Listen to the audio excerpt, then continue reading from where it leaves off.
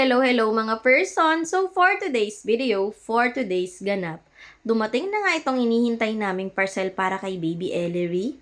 Noong isang araw ko lamang ito i-check out at dumating na nga agad ngayon, nakakatuwa naman. Kaya hindi ko talaga mapigilan yung saya ko ngayon, grabe, thank you Lord at dumating na nga ito.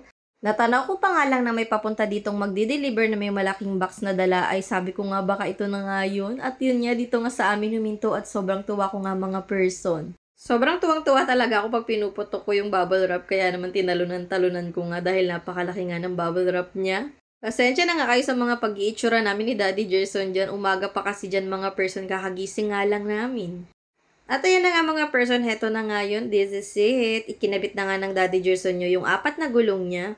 May kasama na rin pala itong cotton pad, mosquito net at tray. O diba, sulit na sulit. May mga freebies pang ganyan. Pero dahil hindi pa nga gagamitin ni Baby Ellery yung tray, ito na munang foam ang nilagay ko dito sa may harap niya. The-zipper naman ito at napakadali ngang i-assemble. Reversible nga pala itong mga person at pwede rin to sa mga newborn babies at pwede rin 6 months above hanggang toddler dahil nga pwede itong paupo at pwedeng pahiga. Kaya naman ito na talaga ang chinek out ko lalo na't nasa newborn stage pa nga ang ating Baby Ellery. Ito na nga ang kauna-unahang pagkakataon na sumakay niya dito sa stroller niya at ang cute-cute nga ng ating Baby Ellery. At dahil nasa newborn stage pa nga si Baby Ellery at ayan niya pahiga nga yung pagkakasakay niya dito. Ang kagandahan pa dito kahit dito mo siya sa may bandang likod itulak ay makikita mo pa rin siya habang tinutulak mo siya dahil nga meron niyang net dito na silipan.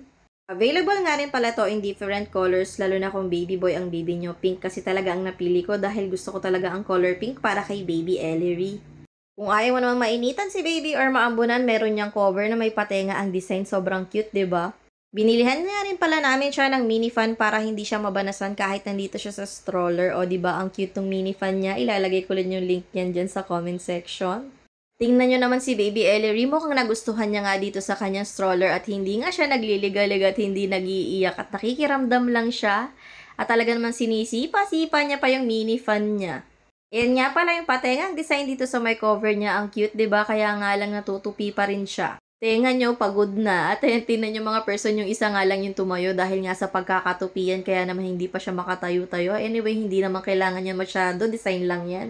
Si Ate Chelsea nyo nga ang unang nagtulak-tulak sa stroller ni Baby Ellery at gusto niya nga daw ay nakaharap sa kanya si Baby Ellery.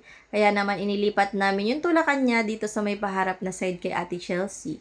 At ito na nga rin pala ang first time naming iikot si Baby Ellery dito sa subdivision na naka-stroller siya at mukhang ang happy at nag-e-enjoy ang ating Baby Ellery ah. Walang iyak-iyak, walang ligali-galig o tingnan nyo naman mga person. Kung gusto nyo nga rin ito, ilalagay ko yung link nito sa comment section pati yung mini fan niya. Hanggang dito na lamang. Thank you for watching. Babu!